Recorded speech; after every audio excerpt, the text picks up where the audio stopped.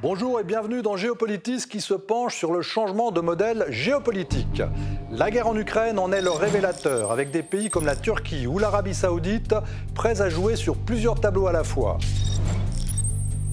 L'Europe est la grande perdante de cette séquence, obligée de trouver de nouveaux fournisseurs d'énergie et plus dépendante que jamais de l'OTAN. Les pays du Sud global, comme on les appelle, entendent s'émanciper complètement des anciens colonisateurs, comme le réclamait déjà le président algérien Boumedienne. Le vieux monde se meurt, le nouveau monde tarde à apparaître et dans ce clair-obscur surgissent les monstres. Cette phrase archi-célèbre, écrite par le philosophe antifasciste Antonio Gramsci dans sa prison en 1929, est plus d'actualité que jamais. Elle figure en bonne place dans le livre « Le monde ne sera plus comme avant », co-dirigé par notre invité Bertrand Badi, que nous avons reçu il y a quelques semaines, avant les plus récentes avancées sur le front diplomatique comme l'accord irano-saoudien, qu'il avait déjà anticipé en parlant de l'union libre diplomatique.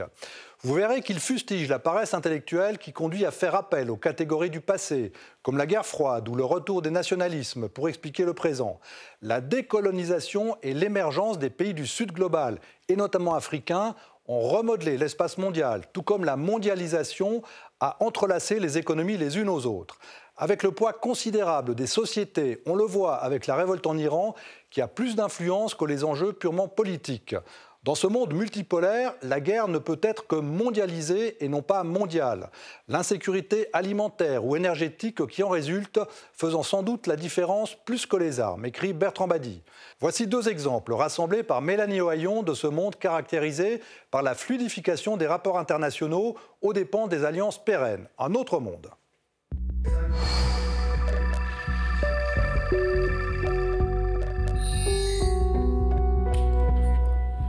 C'est sur sol chinois que l'Arabie saoudite a scellé la reprise de ses relations diplomatiques avec son grand rival iranien. Avec cet accord, le royaume confirme un peu plus sa volonté d'apaiser les confrontations régionales, tout en diversifiant ses partenaires au-delà du giron américain. Mohammed Ben Salman s'est rapproché de la Chine, qui a facilité le dialogue avec l'Iran. Entre Pékin et Riyad, les échanges commerciaux ont explosé en 20 ans. La Chine est devenue son premier partenaire. Le prince héritier ne cache pas non plus son entente avec Vladimir Poutine, qui a débouché sur plusieurs accords pétroliers. Nous sommes très attachés à la coopération avec toutes les parties et je pense que la concurrence est une bonne chose. Nous continuerons également à entretenir des relations solides avec les États-Unis dans tous les domaines. Si les États-Unis restent le partenaire privilégié de l'Arabie saoudite en matière de sécurité et d'armement, les relations sont de plus en plus glaciales. Joe Biden avait même qualifié son allié historique d'État paria après l'assassinat du journaliste Jamal Khashoggi. En visite cet été à Jeddah, le président américain n'entend pas pour autant céder son influence au Moyen-Orient. Je commence seulement à comprendre à quel point les intérêts américains sont étroitement liés au succès du Moyen-Orient. Nous n'allons pas nous retirer et laisser un vide à combler par la Chine, la Russie ou l'Iran. Joe Biden était là aussi pour convaincre le Royaume d'augmenter sa production de pétrole et freiner l'inflation. Sans succès, quelques mois plus tard, l'OPEP et la Russie s'entendent pour baisser leur production. Un revers qui passe mal à Washington.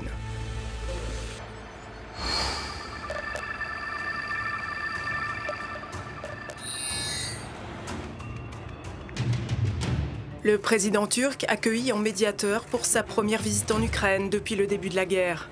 Erdogan, artisan de l'accord sur les exportations de céréales conclu sous l'égide de l'ONU.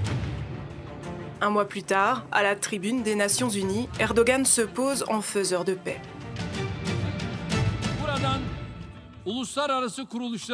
J'appelle ici les organisations internationales et tous les pays à soutenir sincèrement les efforts de la Turquie pour établir une paix durable.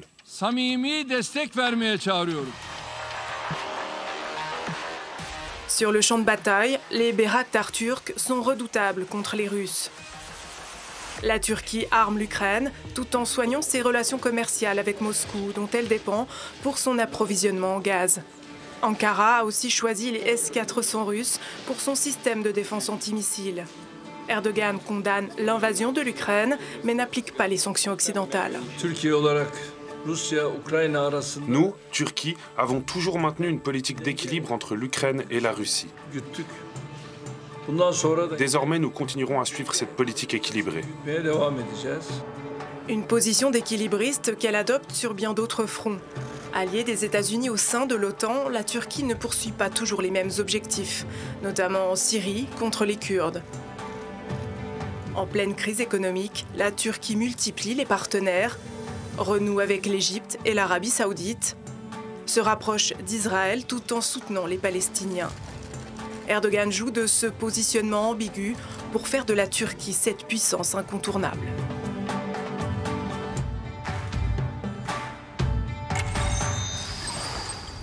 Bonjour Bertrand Badi. Bonjour. Alors nous vous recevons dans le cadre d'une conférence que vous avez donnée à la Société de lecture sur votre dernier livre, Vivre deux cultures, qui raconte vos origines franco-iraniennes.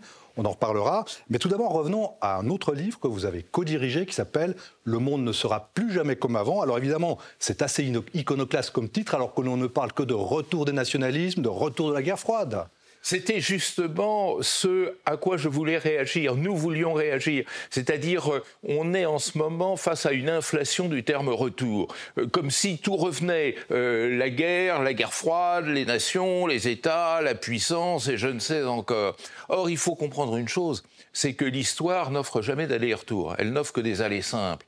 Pour une raison très simple à comprendre, c'est que le contexte ne cesse d'évoluer. Et si on se souvient, ceux de ma génération en tous les cas, ce qu'était le contexte de la guerre froide, il n'y a plus rien qui y ressemble aujourd'hui. La guerre froide, c'est un affrontement idéologique, les idéologies ont pratiquement disparu. La guerre froide, c'était deux blocs, il en reste un, le bloc occidental, et en face, il y a la Russie, avec la Corée du Nord et la Syrie, c'est pas véritablement un bloc. Autrefois, ces blocs se regardaient tels des chiens de faïence. Aujourd'hui, l'interdépendance entre tous les États, y compris entre la Russie et l'Europe, est énorme. On l'a vu à travers la question énergétique. Donc, il n'y a pas de retour. Et il faut faire comme si nous allions chez un médecin porteur d'une maladie qu'il ne connaît pas. Et face à cet inédit, il se pose la question du traitement. Aujourd'hui, on ne connaît pas le traitement de la crise internationale telle qu'elle est. Et c'est peut-être ça le drame. Alors vous avez une autre formule assez forte, c'est l'union libre diplomatique. Donc qu'est-ce que ça veut dire ça ? Ça veut dire que nous, Européens, ça c'est vraiment notre histoire intime et notre histoire multiséculaire. Nous considérons que les relations internationales sont faites d'alliances stables ou instables, variables ou au contraire institutionnalisées et pérennes. On était dans le stade institutionnalisé et pérenne avec notamment l'OTAN. Et on n'a pas vu qu'à partir de la chute du mur, du démantèlement de cette autre alliance pérenne qu'était le pacte de Varsovie, au lieu de nouvelles alliances, il se crée des connivences de circonstances, c'est-à-dire des effets d'aubaine qui ressemblent à cette union libre. Vous passez une journée avec Erdogan, une autre avec le roi Salman, une troisième avec M. Xi Jinping et une quatrième avec le roi du Maroc. C'est quelque chose non seulement d'inédit, mais de profondément asymétrique face à cette rigidité du carcan otanien. Et c'est surtout une aubaine pour Poutine qui, faute de bloc, justement pour le soutenir, sait jouer de ces différentes alliances qui vont jusqu'à débaucher dans l'ancien camp occidental, s'entendre avec le roi d'Arabie Saoudite, s'entendre même avec le Premier ministre israélien. C'est un oxygène pour cet homme au moment où il est isolé du monde par le jeu des sanctions qui lui sont opposées. Alors on voit bien évidemment le poids considérable que prennent les ex-pays colonisés, ce qu'on appelle le Sud global, qui sont effectivement dans une position de force. C'est-à-dire qu'en gros, ils peuvent imposer aux colons, aux anciens colons, donc les Occidentaux, ils peuvent imposer un nouvel ordre du monde. C'est probablement le fait majeur de ce début de millénaire. Nous, Européens, nous avons tendance à ne voir que les Européens. Et effectivement, le système international que nous avons inventé, qui s'appelle le système westphalien, à la paix de Westphalie 1648, qui a fondé l'Europe, c'est un système qui, peu à peu, s'est universalisé à travers le droit international, les pratiques diplomatiques. Mais nous n'avons pas vu que nous devenions minoritaires, minoritaires démographiquement, minoritaires économiquement, minoritaires politiquement. Il y a aujourd'hui 193 États membres des Nations Unies. Dans l'Union européenne, il y a 27 États. Et donc, ce tiers-parti qu'on appelait de façon un peu méprisante autrefois le tiers-monde ou la périphérie, est en train de jouer un jeu de bascule qu'il faut suivre très attentivement. Et imaginez que ce jeu de bascule se révèle efficace, peut-être qu'un jour l'Europe se réveillera en s'apercevant que son rééquilibrage n'est pas de son fait, mais du fait peut-être d'une connivence de circonstances entre la Chine, l'Inde, le Brésil et l'Union africaine. Voilà qui est révolutionnaire. L'Europe refaite et pacifiée grâce au Sud global. Bon, il y a quand même un élément qui semble déterminer un petit peu le reste, c'est cet affrontement Chine-États-Unis qui sort un peu du reste. Est-ce que là, on n'est quand même pas malgré tout dans le monde d'avant, avec les deux blocs, hein, la Chine d'un côté, les États-Unis de l'autre, qui reconstituerait cette forme de guerre froide que vous refusez? Alors, si on le regarde comme le monde d'avant, on se trompe. Et on risque de se faire très mal en se trompant. Parce que se tromper quand on est professeur tournesol, ce n'est pas grave. Mais se tromper quand on est diplomate ou prince de ce monde, là, les conséquences sont catastrophiques. Pourquoi c'est pas la même chose? Parce que si vous regardez ce face-à-face entre la Chine et les États-Unis, il y a bien sûr cette dimension politique et militaire que vous rappeliez, mais il y a en même temps, si on prend comme référence l'année 2022, 700 milliards de dollars d'échanges. Et c'est-à-dire que cette rivalité, on peut le dire, je veux bien, politico-militaire, est doublée d'une interdépendance économique extrêmement forte qui fait que cette concurrence entre une rationalité économique et une rationalité politique vient remodeler l'une et l'autre. Et l'un des postulats de la diplomatie chinoise, c'est que la Chine a besoin d'un monde stable, d'une économie mondiale prospère, ou en tous les cas saine, sans quoi tout son pari, le pari chinois de prendre la tête de la mondialisation, viendrait à s'effondrer. Et c'est la raison pour laquelle la Chine n'a aucun intérêt à une aggravation des conflits, et c'est la raison pour laquelle M. Xi Jinping ne se voit pas exactement dans les oripeaux du gladiateur de Hobbes. Nous, Européens, nous n'imaginons pas que M. Xi Jinping puisse avoir à son chevet d'autres livres que le Léviathan de Hobbes. Ben non, il en a d'autres. Il a Sun Tzu qui propose une stratégie tout à fait différente.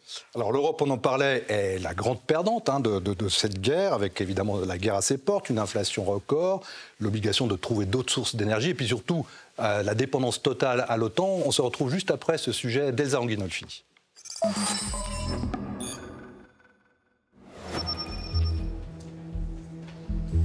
Quelques mois après le début de la guerre, Berlin lance un projet de bouclier antimissile collectif salué par l'OTAN. L'Allemagne s'allie à 17 autres candidats ou pays membres de l'Alliance, principalement des pays d'Europe de l'Est en première ligne face à la Russie. L'objectif ? Protéger le ciel européen en achetant ensemble des systèmes de défense antiaériens comme l'Iris-T allemand, l'Arrow 3 israélien et le célèbre Patriot américain.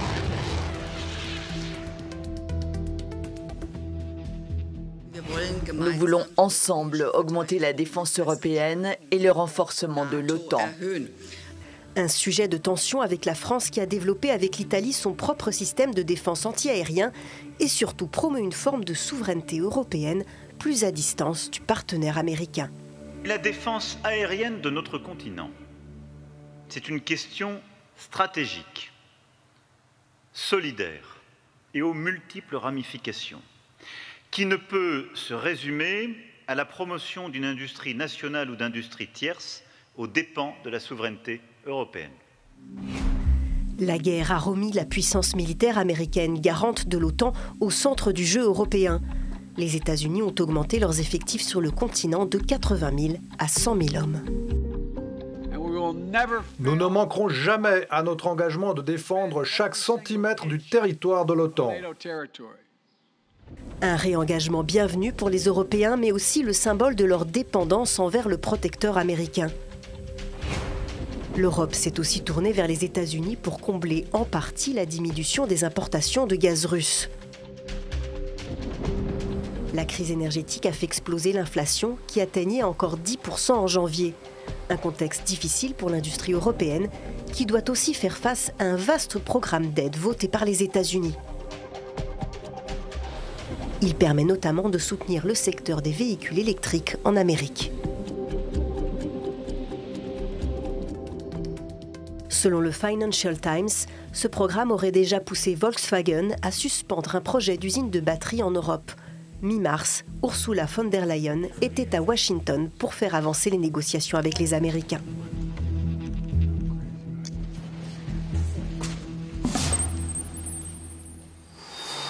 Alors bon, la fin du monde d'avant, hein, c'est aussi l'Allemagne qui se réarme, des pays comme la Suède et la Finlande qui étaient neutres, qui vont rentrer dans l'OTAN.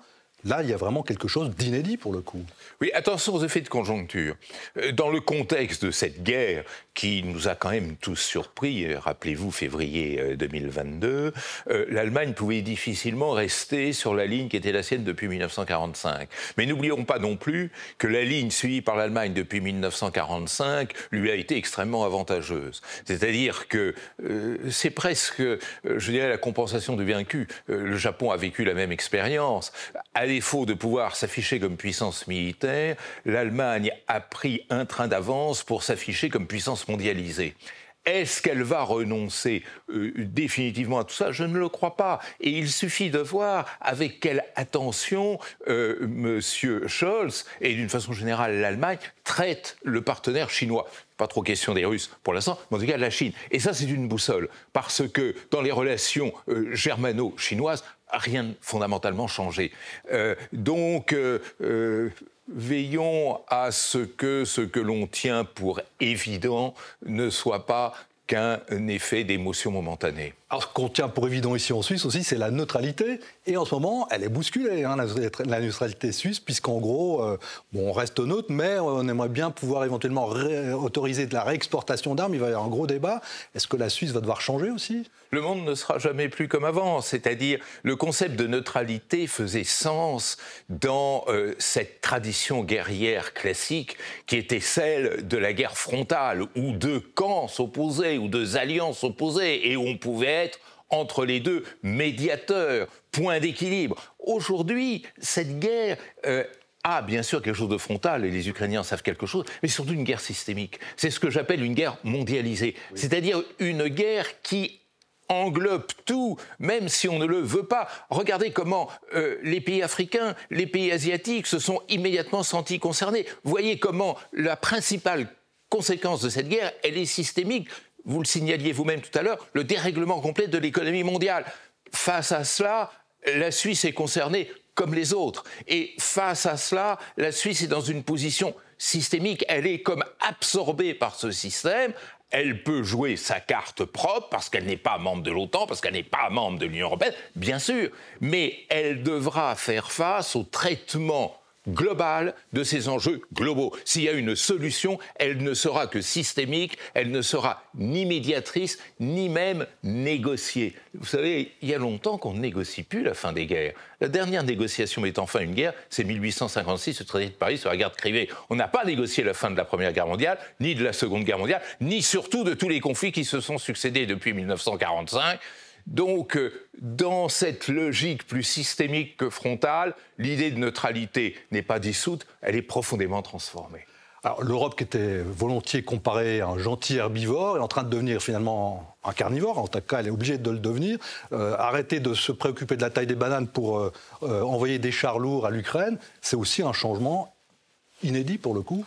Oui, enfin, moi, cette formule dont je connais la paternité m'a toujours laissé un peu pantois. C'est pas un herbivore qui se balade dans le Sahel sous l'étiquette de Barkhane.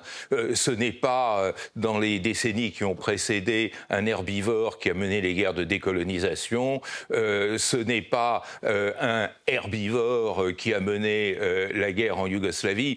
Non, tout ça, ce sont des formules. Il faut les abandonner. Le vrai problème, il est ailleurs. Le vrai problème, il est qu'est-ce que ça veut dire la paix au XXIe siècle et au troisième millénaire. Et ça veut dire quelque chose de systémique. C'est-à-dire, ça veut dire non seulement cet équilibre de puissance qui ne fonctionne plus. Les puissances sont systématiquement battues depuis 1945 partout. Non, ce qui compte, ce n'est plus la puissance, c'est la globalité. Dans cette ville de Genève, on connaît bien un très grand homme qui était Kofi Annan, qui avait dit « Attention, l'avenir de l'humanité, c'est la gouvernance globale. » Et cette gouvernance globale, c'est cette saveur de la paix qui est faite de sécurité humaine, et c'est cette sécurité humaine qui pourra, et elle seule, éteindre les conflits que l'on voit en Afrique, au Moyen-Orient. Donc, l'herbivore, laissons-le dans sa cage, ce n'est pas vraiment la bonne image qu'il convient d'utiliser. Alors, cette globalité, vous l'incarnez vous-même. Vous êtes d'origine franco-iranienne, votre père était iranien. Vous avez raconté tout ça dans un livre récent qui s'appelle « Vivre deux cultures ». Quand vous voyez ce qu'est en train de devenir l'Iran, comment vivez-vous ça, vous, le sang mêlé franco-iranien? Alors d'abord, si j'ai écrit ce livre, c'est parce que j'ai pris moi-même, intimement, la mesure de la taille de l'incompréhension qu'il y a entre la Perse et la France, entre ce que d'aucuns diraient l'Occident et l'Orient. Les guerres de demain, ce sont des guerres d'incompréhension, en quelque sorte. Il faut comprendre l'autre. Et la situation actuelle à laquelle vous vous référez pose cet effet de compréhension. Cet effet de compréhension, c'est quoi? C'est d'abord une société qui étouffe. Et une société qui, tout en étouffant, a peut-être de toutes les sociétés du monde la plus grande potentialité d'ouverture au monde. C'est ça la contradiction. Et cette société qui est très jeune, qui est très éduquée, qui est très informée, très communicante, et effectivement ne supporte plus un carcan. Et les événements qui sont produits à partir du 16 septembre dernier, c'est la montée de la colère. C'est la colère sociale qui prend le dessus par rapport à l'exercice du pouvoir politique. Une force, c'est que rien, et pas même le canon, ni les gaz, peuvent arrêter la colère. Une faiblesse, c'est que la colère... par définition, elle n'a pas de leader, elle n'a pas de parti, elle n'a pas d'organisation, elle n'est pas léniniste pour dessous, elle n'est pas porteuse de la révolution à l'ancienne, donc elle n'est pas porteuse de ce changement de régime que beaucoup attendent. Et on est du coup face à ce paradoxe d'un face-à-face entre une société extrêmement forte et puissante et capable et un régime extrêmement affaibli. Ça peut durer, hélas, très longtemps. Eh bien, merci Bertrand Badi, on se quitte sur ces mots. On continuera évidemment à vous lire et à vous écouter sur les ondes des différents canaux de la RTS. Merci beaucoup. Merci à vous. On l'a vu, la colonisation continue de peser lourdement sur les dynamiques internationales, tout comme la période post-coloniale. Les relations entre les pays riches et ce qu'on nommait le tiers-monde se sont construites sur un rapport hautement inégal. Un marché de dupes raconté dans une émission de Temps présent. En 1974, l'ancien président algérien est le premier chef d'un État pauvre à dénoncer l'ordre économique international. « 1975, l'année y est marquée par une grande baisse des prix, rétablissant ainsi une situation favorable aux pays industrialisés. Une situation que nous avons trop facilement tendance à considérer comme normale. Les riches s'enrichissent et les plus pauvres s'appauvrissent. Depuis la décolonisation, l'exploitation des pays pauvres par les pays industrialisés a pris des formes plus subtiles, mais non moins efficaces. Pour l'instant, c'est à l'ONU que les nations pauvres expriment leur révolte. Le 10 avril 1974, à la tribune du Palais de Verre de Manhattan, le président Boumedienne se fait le porte-parole du monde des défavorisés pour remettre en cause l'ordre économique international. Et aujourd'hui, nous existons et nous contestons ce monde.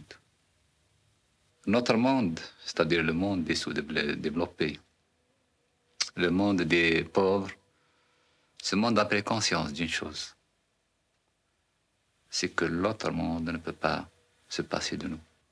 Je crois que les origines de la crise résident dans l'injustice même, dans l'organisation même du monde actuel. Nous sommes les plus nombreux. Nous sommes le réservoir, un réservoir des matières premières et même de la main-d'œuvre. Cette division de la planète entre riches et pauvres peut-elle nous laisser indifférents? Notre invité Bertrand Badi a récemment publié 2 livres. Le premier, qu'il a dirigé avec Dominique Vidal et qui a servi de trame à cette émission « Le monde ne sera plus comme avant » aux éditions Les Liens qui libèrent. Le second, beaucoup plus personnel, sur ses origines persanes et françaises, « Vivre 2 cultures » aux éditions Odile Jacob. Un livre qui rappelle la tension grandissante entre la pluralité culturelle et le repli sur soi nationaliste et identitaire. La diversité fait peur, les migrations donnent prétexte à durcir les lois et renforcer les frontières. Mais en apôtre de la mondialisation, Bertrand Badi garde espoir en un monde qui restera ouvert, pas seulement pour les échanges économiques, mais pour bâtir un avenir commun face aux gigantesques problèmes qui se posent à l'humanité tout entière. Au nom de toute l'équipe de Géopolitis, je vous remercie d'être toujours plus nombreux à nous suivre sur la RTS, chez notre partenaire TV5 Monde et sur notre chaîne YouTube où vous êtes désormais 260 000 abonnés. Portez-vous bien.